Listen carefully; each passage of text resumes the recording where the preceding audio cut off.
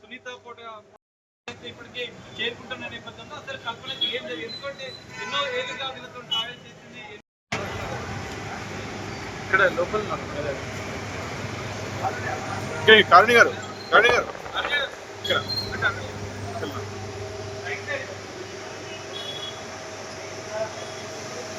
ఇంకా తెలియదు, ఏ విషయం అయినా తెలియదు. సీనియర్ ఆఫీసర్ మాట్లాడతారు, చెప్తారు. ఆమె రిఫ్రెష్ గురించి చిన్న ట్యాబ్లెట్స్ వాడుతుంది. అదే ఇన్వెస్టిగేషన్ ప్రస్తుతం పరిస్థితి వెంటిలేషన్ మీద ఉంది, మంచిగా అవుతుంది. డాక్టర్స్ చెప్తున్నారు. Right, thank you sir.